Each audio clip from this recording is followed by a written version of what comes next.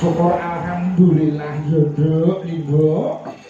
Aku lan kowe sak kanca cakrane ngrat sowan meneh ana ngarsane Purwarga Ageng Desa Seragi, Kecamatan Sukorejo, Kabupaten Ponorogo. Iya Pak. Iki ujug kabule apa wayangan yang tengah dalan ngarep bali desa. Kabeh Purwarga Ageng Desa Seragi munjuke rasa syukur ana ngarsane Gusti Allah Taala. Lantaran kanikmatan kang ditampa kabeh warga Seragi, kula bengi iki ngadani ya kuwi adicara bersih desa. Wong syukur ki carane maneka warna, ana sing ngucape hamdalah, ana sing nemplekke bathuke yang lemah. Ning kuwi syukur secara individu atau perseorangan. Mbah-mbahe dhewe biyen gaweke acara syukur secara massal, acara bersama-sama ya kuwi bersih desa atau bersih dusun. Ngono.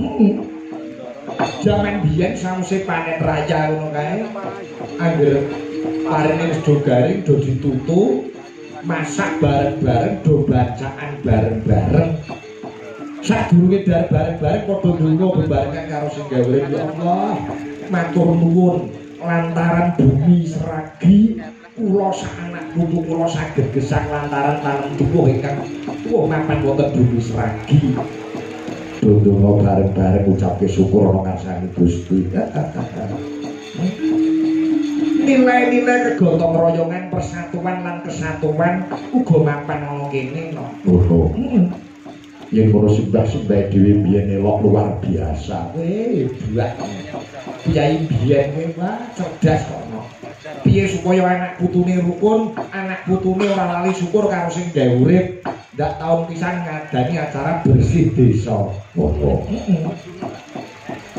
Bersih desa, resik-resik desane. Ora mung resik-resik secara kasat mata, ning uga resiki batine.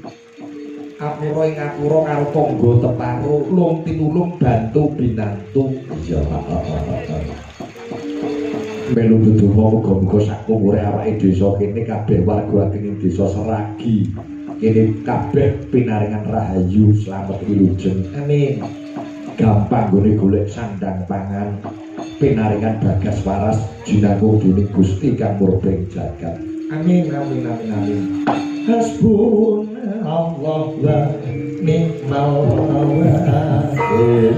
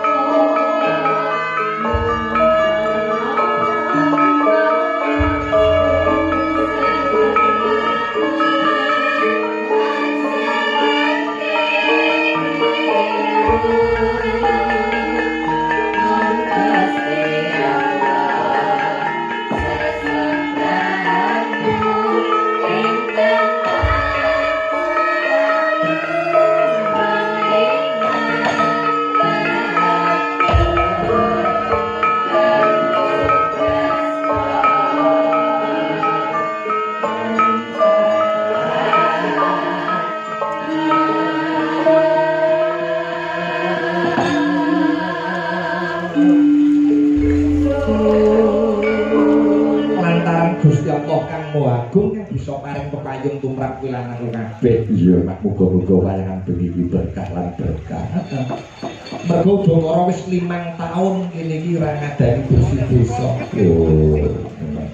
Iki mengeti 352 tahun desa Sragi. Matur nuwun panjenenganipun Bapak Kades, panjenenganipun Mbah Lurah, Mbah Kateni, sembah nuwun. Sadaya para perangkat desa Sragi. Iya ya matur nuwun ya. Wong wayangan bengi iki ora jarak. Ora sengaja. Mbah Eko iki jagongan karo Mbah iki. Ya piye iki? Mbah Lurah layangan. Akhire dadi ngono. Rasakaken ropat rapat ayo terus dadi. Sembah nuwun dumateng Mbah Eko Agus Supriyadi PT Sela Kencana.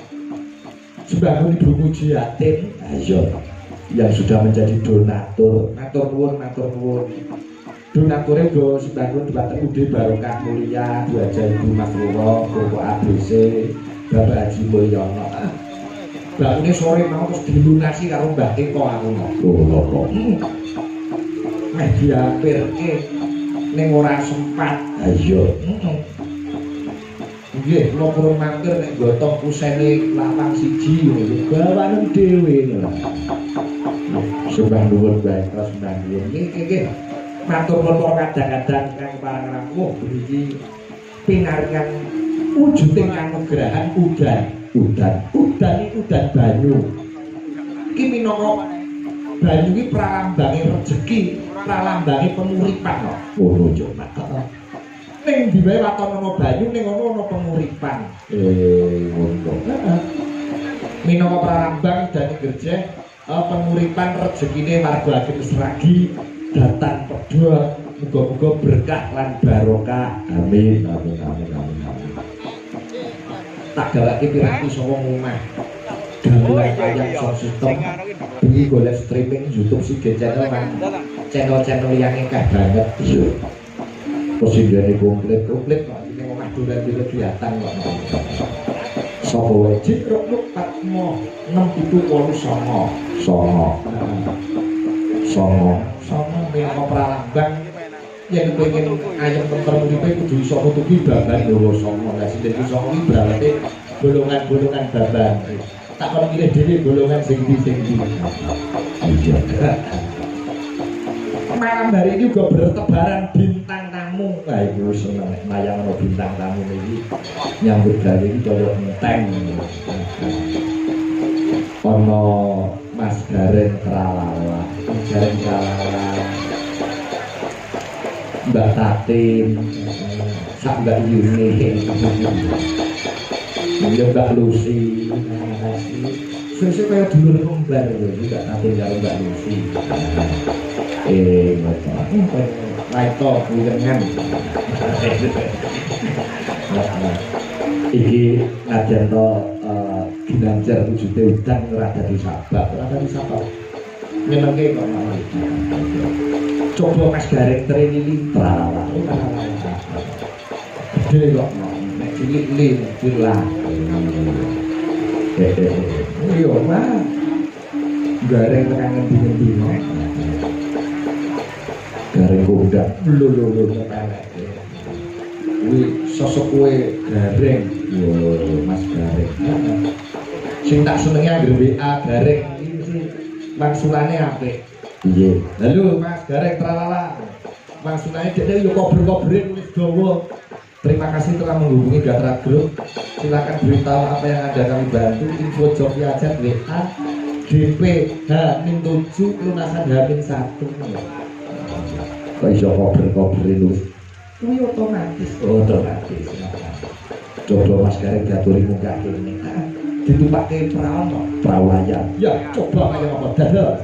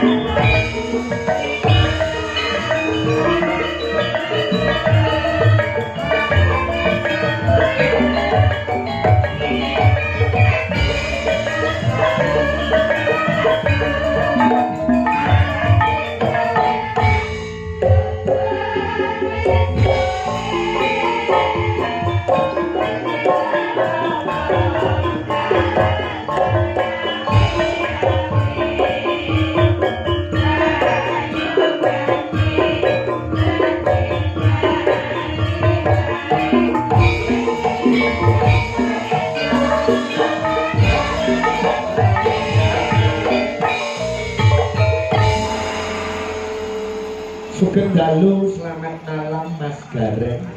Sugeng dalu, selamat malam Pak Ige. Nggih. Nek Gareng niku pancen katasaken dalu mriku sebabe napa kok jenengan dipun wastani Gareng Tralala? Nggih, menika namung anggenipun maringi pepenger saking tiyang sepuh Tralala menika. Oh, enten tegese? Mboten wonten. Mboten enten. Ikut diapur pun Pak. Sing penting beda karo kancane. Leres garenge pancen akeh kok. Oh nggih. Biak suket mawon metu garenge. Nggih, leres. Niki sing sowan dalu niki Gareng Tralala. Oh nggih. Dereke Pak. Pidalan saking Kula saknika Wonogiri Pak Ige. Wonogiri niki. Adirojo Pak Ige. Nek piye cah Madura aja cowak. Iya cowak. Nggih nggih. Aturan pinarak mangke Pak Ige. Iya boten dalane lho ya. Nggih, mati itu kaya luhur ngono kaya. Iya. Sanes wedal Pak Selanten. Matur sembah nuwun. Ngadirojo. Nggih. Mangke pinarak. Nggih, siap. Sopan wonten desa Sragi. Sampun kaping kalih menika. Rumiyin ingkang nanggap niku Bu Mujiatin Tasakuran menika. Kene Pak Eko. Nggih. Ning nika mboten Jawa nek dalu niki berkah barokah Jawae luar biasa. Rata nika. Rata Ponorogo, Blitar, Madiun, Jawa Sedaya. Antero Jawa niki Jawa sedaya. Nggih. Mboten ngijeni. Nggih, Pak. Malah ndonga mawon muga-muga betahe lan derese udan iki padha karo betah lan derese rezekine warga masyarakat sedaya. Amin. Iki berkah utawi deres lan betahe rezekine Pak Igit sak rombongan. Amin. Ya Rabbal alamin. Siji gawe loro gawe uga memperingati hari jadi desa yang ke-352. Oh, ngoten to, Pak. Nggih. Dadi niki bersih desa utawi menteri desa sisan kalian Pengetan hari jadi desa. pengetan hari jadi ingkang 352. Nggih. Kok mboten dhewe-dhewe acarane ya, Pak? Yo ben ngirit.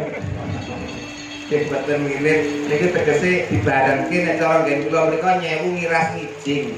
Nggih, Pak. Jadi dibarengke ucapan selamat hari jadi desa Sragi ingkang kaping 350 kalih. Nggih. Mugi-mugi desa Sragi semakin maju, Amin. semakin makmur, Amin. semakin sejahtera. Amin. Amin ya Rabbal Matur nuwun alamin. dumateng Mbah Lurah, Si Mbah Lurah, Mbah Kateni. Mbah Kateni, Nggih. boten kesupen Pak Eko matur sembah nuwun. Nggih. Wong kalau berkula menika ingkang maringi Mbah Eko, Pak Eko. Matur nuwun Pak Eko sampun paring rezeki. Nggih, monggo sore pejabat kali kula. Terus pundi? Nangkon ke sampeyan. Ngoten to, Pak. Mas Gareng Tralala, pun anu Gareng. Derek bae kok. Sesuk nek bar wayang ampun ken mulih sik nggih Pak iki. Penting berarti. Oh nggih. Enten. Jenengan dikersake bae kok. Oh nggih. Arep dicor dienggo patung ngarep omah. Ngarep gapura kae. Ya sia-sia to Pak iki. Dadi kaya patung rumah makan malah. Nggih, tangane kan ngeten terus. Lah nggih, patung selamat datang rumah makan ngoten Iya, niku. ngarep ndoko. Wis baku ngedinama Pak iki. Wong nyatane gawane nggih Jawa kados mekaten sing samukawisipun penonton estunipun sampun kuwatah sakete karono Jawa niki wis sami wanjung. Jumlah itu emper-emperan kuat. Emper-emper menika wonten jlepit-jlepit Pak. Mugi dipun pirsani menika lumantar YouTube ingkang kathah. Kuatah sangat baru lho pamerane dilelehake kemene. Pun kamera YouTube, TikTok napa pun hebat sedaya niki. Live streaming siaran langsung Pak Sigit wonten ing Sragi Ponorogo. Pinaringan ayom-ayom tentrem sedayanipun warga masyarakat tebih saking sedaya bodho pangencana saged kabagyan kamulyan manggih kesangkang sarwa keleresan nggih Pak Igi. Sedaya pinaringan rezeki ingkang kathah berkah barokah lan melimpah. Warga masyarakat Sragi sayanipun pinaringan slamet donya lan akhiratipun. Amin. Ten Pak Igi. Dengaran kok lunyu lambemu kok lancar pemongan. Udanan. Udanan. Mboten ijen. Mboten ijen. Wonten Mbak Lucy. Mbak Lucy kalian Mbak Tating Titok. Nggih. Mbak Lucy rumiyin ingkang. Oh, maten. Nggih. Monggo. Coba pergi Mbak Lucy.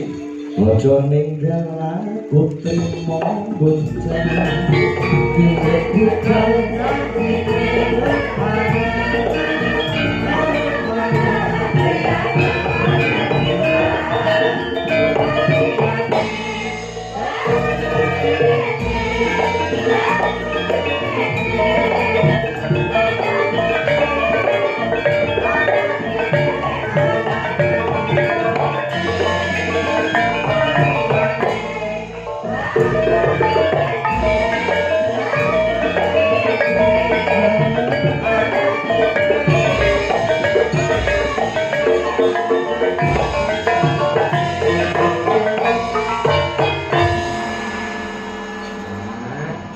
Sugeng dalu Mbak Lucy Brahman. Wilujeng dalu Kang Mas Sigit Arianto. Nggih, pripun kabaripun? Alhamdulillah kantuk pangestu panjenengan sak kanca tambah sehat seger waras. Semanten ugi panjenengan lagi pinaringan sehat sedaya. Pandonganipun Mbak Lucy Brahman kula sak kanca cakran ingkang sih bagas waras tegak sentosa. Ramen saya sowan wonten mriki sampun kaping kalih dibali kalian dulur lanang Mas Eko. Mboten kathah nyumpel Kang Mas Murah. Nggih. Saha bapak-bapak sedaya para sepasar dalu iki. Ingkang sampun kersa ngamalaken rezekinipun kagem desa Sragi. Matur sembah nuwun mugi kula aturaken. Dumateng Sinten? menika para rawuh khususnya para undangan menika wonten dari kecamatan juga dari polsek dari Koramil Sukoharjo nggih wis pokoke kathah saking dinas ugi rawuh mboten kathah numpen salam sungkem kula dumateng masyarakat desa Sragi. Sugeng pinanggih malih mugi tansah seger waras dayanipun. Amin. Nderek dedonga mugi-mugi bibar inggih purwa menika saged kinabulan ingkang dipun suwun masyarakat desa Sragi. Desane ayem tentrem dipun kedahaken saking sedaya sengkala ingkang dumugi. Desane tambah maju. Para perangkate khususnya Pak Lurah lan kanca-kanca perangkat tansah diparingi kelancaran lan kesehatan. Dumateng Budewan Mas Eko wis pokoke matur suwun yang tak terhingga. Lantaran dionya kita wis dilidir saged sowan mriki. Ya nggih. Iki kok koyo ngemati apa ngono rek mau. Ketika Mbak Lucy ora disawake maneman lho Pak Igi ngeten iki. Lah kok iman-iman piye? Madhep mriku bokonge Pak sugeng dalu Pak Igi. Pepanggihan malih wonten Sragi Pak Igi. Ya ampun, bokonge Pak Igi. Piye? Gede sisih. Kok kowe ngarani Mbak Lucy cacat berarti? Betul cacat.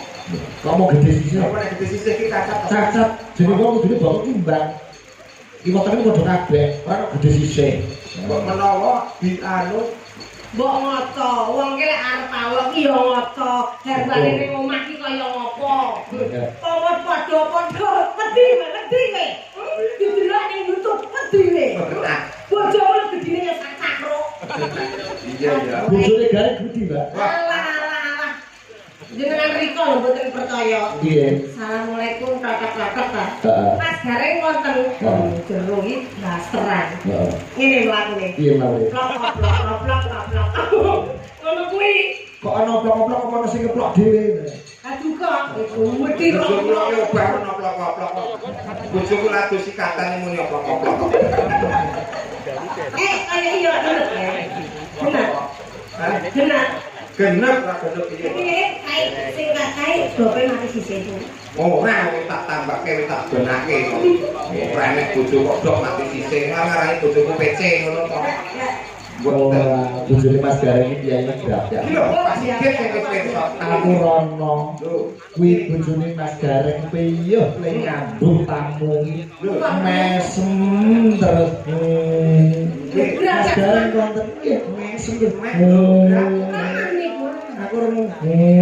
Pak iki lho saksine. Guyu, bojomu ki guyu terus Gendeng Pak. Amin. Amin.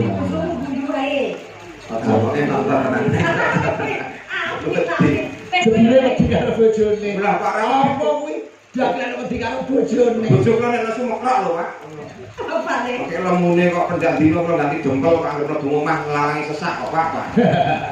Dalu niki sing rawon niku luar biasa pokok niku youtuber dari manapun ada, baik dari Facebook, TikTok, YouTube, elok apa lewat media massa. Jadi ngeten Pak Igit, nadyanto wonten lokasi kahanane Jawa sing nonton boten kados wingi, ning ingkang wonten YouTube menika melimpah penonton Pak.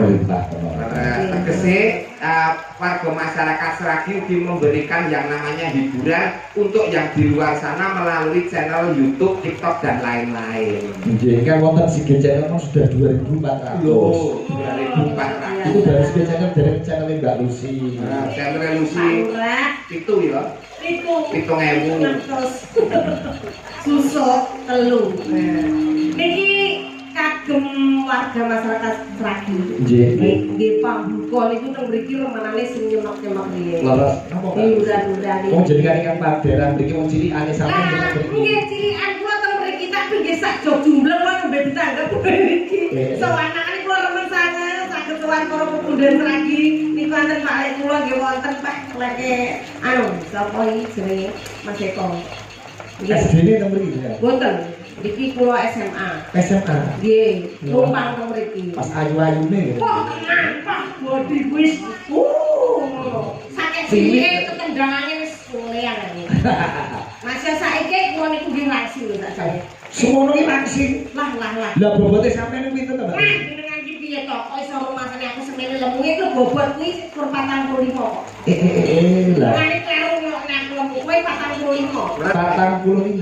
45 ini bagian tangan, bagian kiri nggih 45. Kabeh ora catet aku duaden to Pak iki.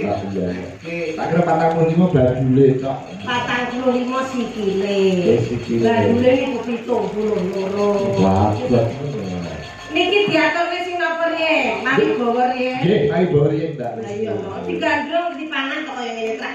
Kaya wujute kaya ngene. Baru jejer aku mbek Mbak Tati tak uyang wiwit kok. Kok kaya tanggapan nyangking anak cuwi.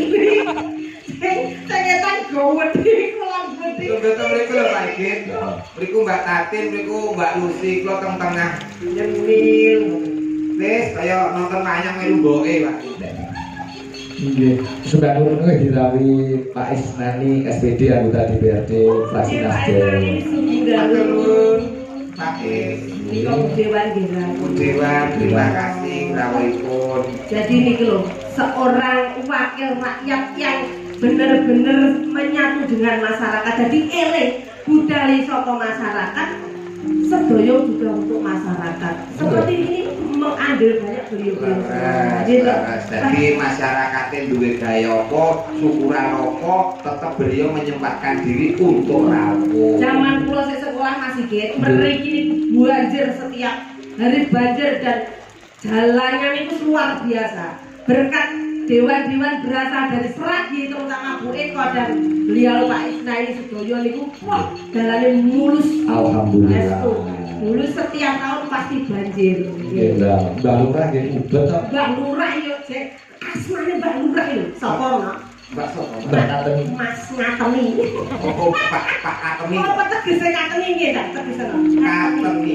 Kat Kateni Yo kok kata karo ni. Iya, kata kali apa sih? Kateni. Kateni karep lan tekade mung sawiji arep makmurke masyarakate. Tegese hidupnya didedikasikan untuk membangun masyarakatnya.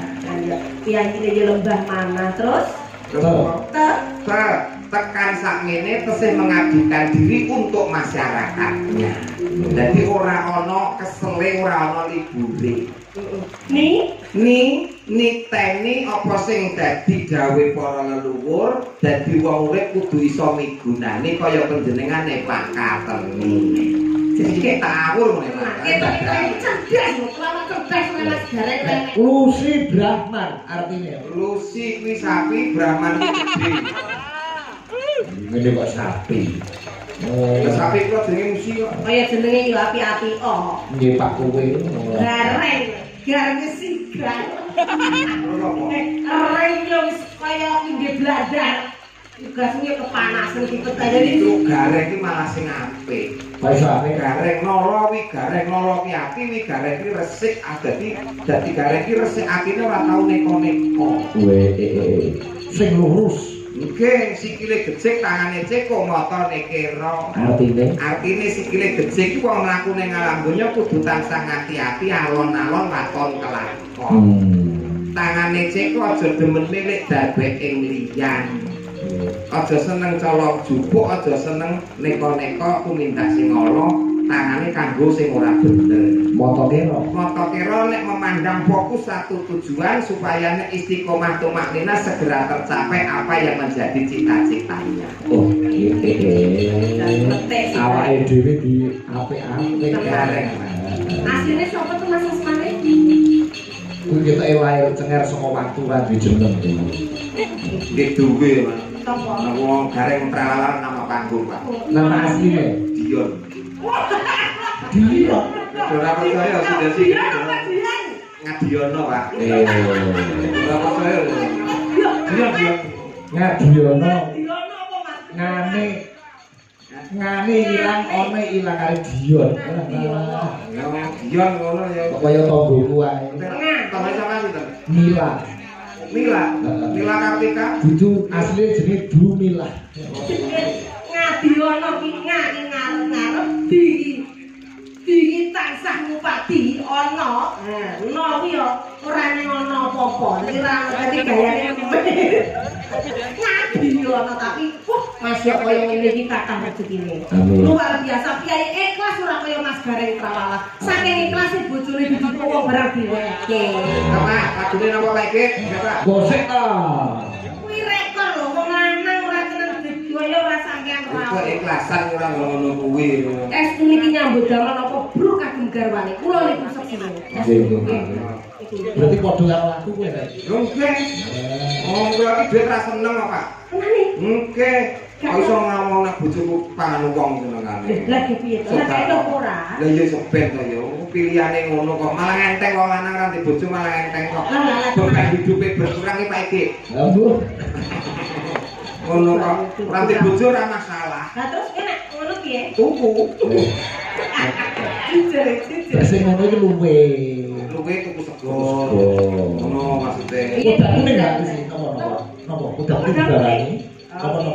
Manut. Nggih, udah. Apa sing anu ala-ala wetanan gitu. Siap pitanan apa Pak?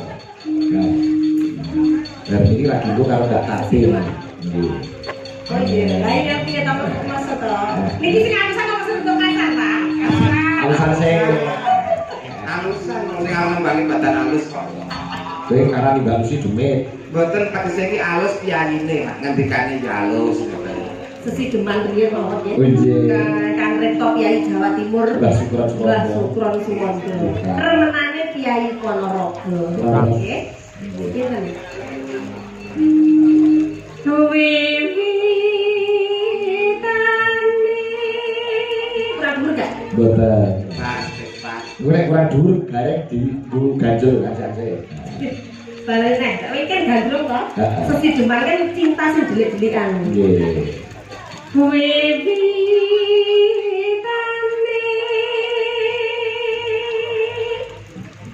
Anderek sang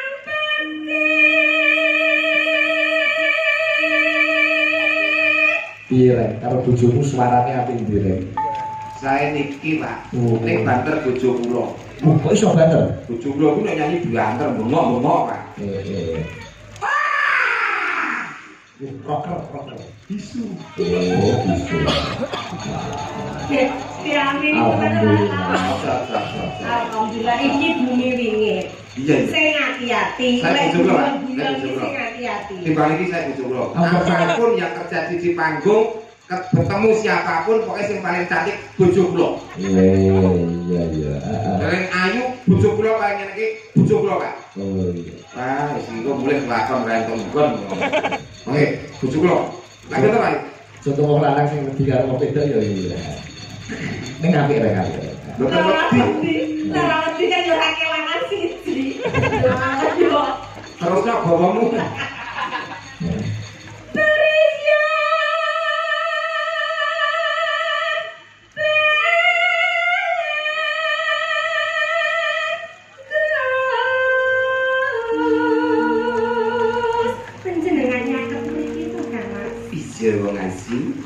Dan mboten pinanggih kados pundi. Kapan rasane atiku wong asu? Kok aku kok sing mesra kok gak iso. Kuwi level lho iki. Jadi nek saya iki ayu. Ayu biasa ya Iki dadi azu. Kira Kok sak dure azu apa?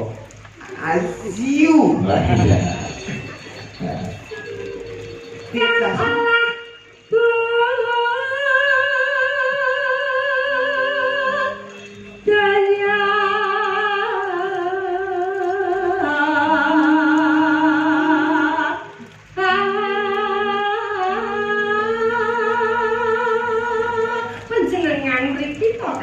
Iya, wis cedak banget iki apa kurang cedak ta sih? Kados pundi to penggawe panjenengan iku? Kula rina kelawan wengi niku tansah mboten panjenengan. Tenang kuwi. Aku arep dahar iki sing katon piring ya rupane. Kok karo wong lanang rupak-rupake. Lho kuwi yo basa Pasuryanmu. Pasuryan panjenengan. Berarti gede tresnamu. Estu Kang Mas. Kuwi nek makem. Kula lek dalu badhe babuk niku wonten bantal niku ketok gambar panjenengan. Sangkik cintamu ning aku. Terus mekati. Kula niku mlampah sak mlampah wonten dalan niku nggih ketawis pasuryan panjenengan lho Kang Mas. Katon-katonen mergo tresno. Kula niki lek enjing itu weteng kula mules.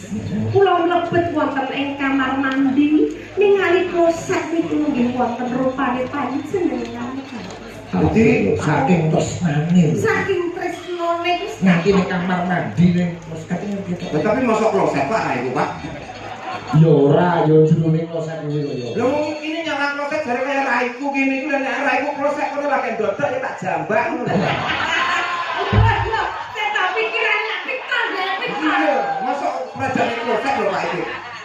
Mbak Lucy ora iso dijambak. Lah nyapa ora iso dijambak? Sorene nak. Ya liyane ya bisa kek iso ta ya.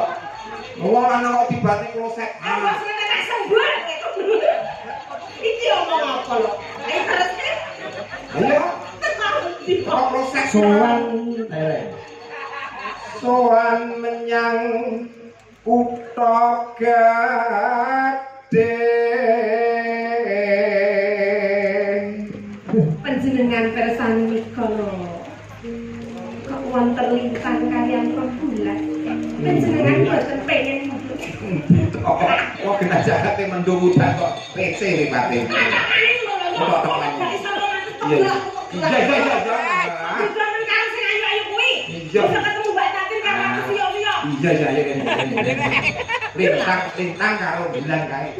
Niko kan. Iya. Jenengan pendetak. Niko. Niko. Nanti kan jenengan tresno kalian kula. Terus sih. Terus. Kowe dibatik Mbak Lucy modhiar. Tapi niki mesti lho lek kula rayu niku nyepelekke. Kalian kula niku sadake mboten tak srek. Oh. Lah iso romantis. Kowe karo wedok rasa romantis to, Pak? Sebenarnya. Yo ora duwe jiwa romantis. Ning apa mana? Amin. Ora. Wong sing tak asline yo gorin kae tok kaya. Nung Bandara terus kayung nyom. Jebule iso nyuwara. Iya. Juragan sound system kok ya. Sound system isih. Pasti Pak. Kerupuk dol. Lah kula nggih nglayani musik jadul-jadul niku. Jare rusak. Nggih rusak ning kula nggih Pak, ning jare kula dandani. Weh. Ora dhisik ngeten iki. Pengen mireng suwantene sak. Suarane seru ki ya. Umpami tinggi napa Pak iki? Digung MC. Yo MC dangdut ya. Iya, MC dangdut. Babar guru berbahagia. Barbar diri bersarbar carbur sari putih dan derja carkar nirnar. Kok kakek Carkar nirnar. Speakernya pun merah-merah. Oh. Itu lagi dangdut. Oh iya. Gini apa boleh? Gue bayangan gitu. Bayangin so. Sakit Pak. Contohnya. Gue kayak barbar diri pertunjukan bayar kiri sirkir Argato dari Kota Rebar.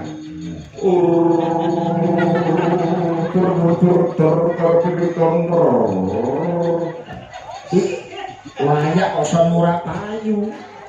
Payu Pak. Sing anggap sapa? Gue RT. GRT. Perkumpulan RT. Iya. Di bawah tadi nggih penak Pak. Piye to? Iya contohnya.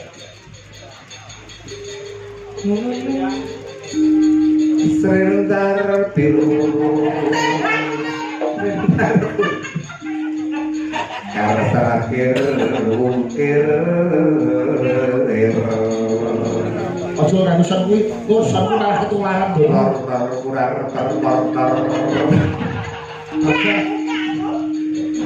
Kan desa niki mau lho Pak sing apik Pak. Kan desane Pak Igit iki lho. Lah jare kok iso. Nek kok Pak Sigit piye soal Pak Sigit? Soale Pak Igit elok. Mereke Sony. Nanti yo nusan merek Sony. Kayak ono sing pakai bangsot di PP udah. Kan desane Pak Igit nggih. Nggih. Swara kurang permono. Sanmu. Ora itu Ojo, tak obrol sama ning Sanmu karo Pak Sigit penak sanmu. Soalnya ada payu, gue turnamen. Neng wasis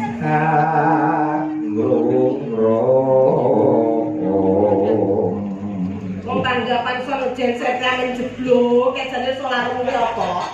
Solare rokok.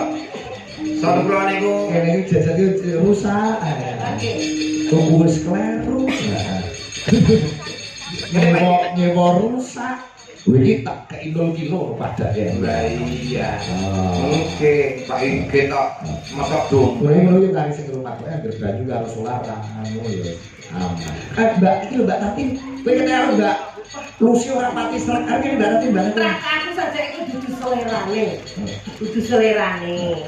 Ya menurut seorang laki-laki itu seperti itu. Ya apa ya? Dia cinta-cinta ya kalau wis lakas kios kepethuk sing anyar wis panggah sepok. Reng. Iya cayu, ayo mudah kene cayu kene tak papak kene tak ganti. Carane nuntun wis beda arane. Carane nuntun. Nek aku ditepiwing kaya wong peduse. Nek Mbak Tati mesra. Aku ora iso beda-bedake wong ya padha lho ya. Ning asli reng. Asli. Upama lho padha legane antara Mbak Tati karo Mbak Lucy kowe milih sapa? Lha kok sumpah tenan Pak. Kula tetep pilih Tatin Pak. Oh iya, serta Mbak Lucy. Karena Mbak Lucy Pak. Betul. Ya ora apa-apa to. Ya ngono ki lho. Wateke wong lanang iki wis suwi ketemu sing iku. Hidup mati. Wong iki ya bojoku iki ya bojoku. Senin Selasa Rebo rene, Kamis Jumat Sabtu rene. Terus minggune nanti. Minggune kok nggo suntik. Kuwi mesti wis kesel banget nganti wong loro ngene iki. Ya wong loro iki umpanane Monggo Pak duwe Igit, baksonipun Pak Igit. Oh iya, tak salahke kene tok ora. jadi sapa to wong anjure kaya ngono kok. Dalu Mbak Tati. Cek. Nganggo minggu piye? Nganggo sarku. Nenek mau. Dar. Sugeng dalu Pak Igit. Aduh. Mereka kepanggil malih kalian panjenengan J. Gila. Raosipun kemawon dos pundi swantenipun Pak Egi jeneng raos ki. Beda ya, kok suara Mbak Lucy karo Tati. Kok Mbak Tati kok nyes. Nyes wonten, Pak. Piye to Kang Mas? Yes. Kang Mas, Kacang Mas. Kakang Mas. Pancen luar biasa kondur awakmu. Ditresnani karo panjenengane Pak Sigit wong iki berkanthi mrene ana Srigi. Seragi. Ya to lek cedak bocah ayu lho mripate ya malah kira maca seragi Srigi. Kali dhisik ya kira iki. Jenengane kok. Coba Mbak Tati gander karo gander. Jadi tekan di rek. Anggung romarang Bandara. Mas, Sayu. injih. Engko malam pertama tak jak ning hotel berbintang. Pundi menika? Ana ing Laladan Ngawi utawa ana ing Laladan Mediyu. Oh, napa jenenge? Hotel berbintang Cakraningrat. Oh, Cakraningrat. Ana hotel Mas. Apa? Aku bocah hotel. Ya malam pertama ning kuburan. Mendem kowe iki.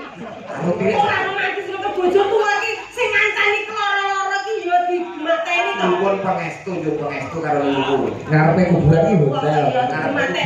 Ngarepe kuburan iki hotel lho, lho Pak Iki sing tau rono. Hotel apa karo kuburan? Hotel Mas.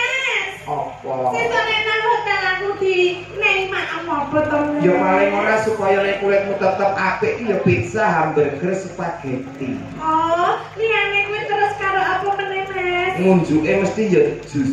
Jus? Heeh. Kunjuk. Ya Kunjuk apa? Kunjuk. Ombene to? Ombe apa? Solar. Ya sia-sia kok. Solar menika bakso ular, Pak. Bakso ular lah kok dijikuk duduhe iku mbek kesehatan apik, Pak. Lah iki dibaan ular iki diloro budhe sembarang-barang kok. Lho ya duduhe lho, duduhe. Aja sok meri to. Nyokoti kowe iki. Kowe bawa ya, Nduk? Ya Mbak Tati jangan coba. Lah, Ya, genti. Nah, lagi ngomong. ular. Ular, ngono tenan, Pak. Wis Mbak Lucy, apa? Aku ya iso ular. Kira karo sithik ngono lho kaya gendrok taking ngono lho. Ular. Coba piye, Nduk? Piye, Nduk? Ular. Lho, ngono iki krungu suarane tok kowe pengen ngedol pekarangan aku ini. Ular. Wah, anu barang ora akeh. Yo coba. Ayo Mbak Tati. Tekan ngendi iki mau, Mas? Teko Srigi. Tekan Srigi. Seragi. Sragi. Sragi kelero terus. Srigi iki ndek bengi. Oh iya. Iya. Ya Celestia. Aku dicekeli to. Iya. Apejer ngincangake. Ayo.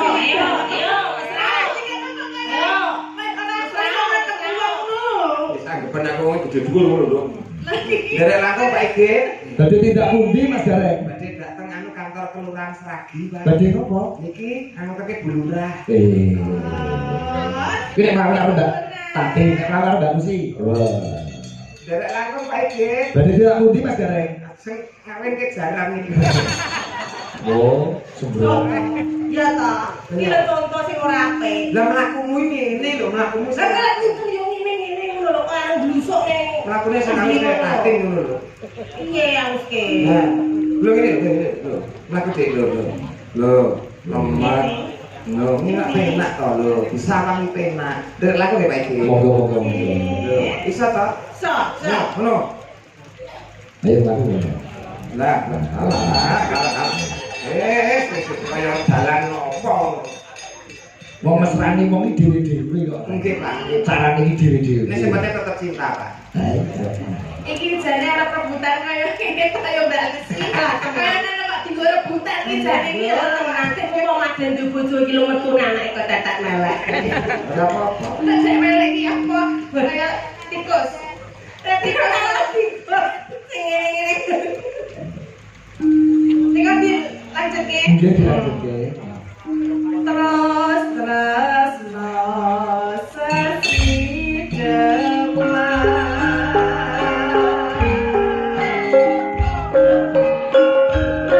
Mangga Mas.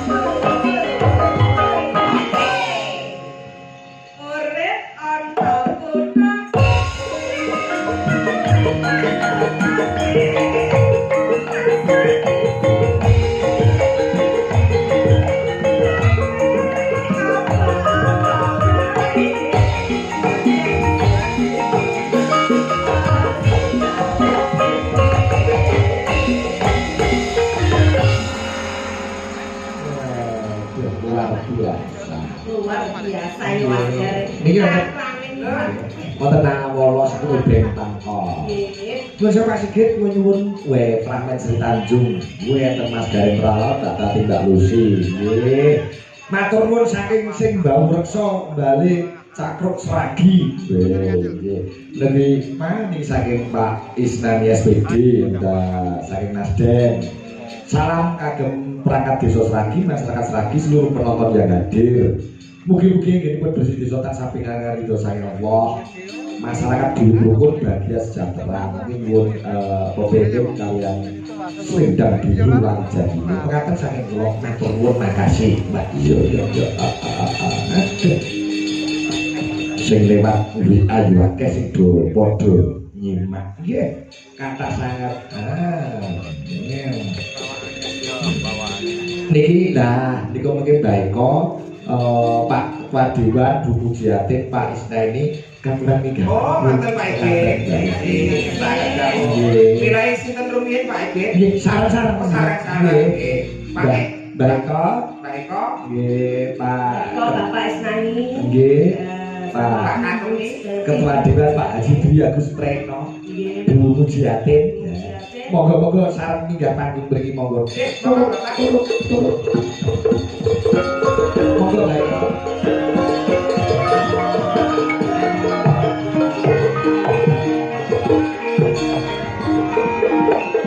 Monggo Bapak.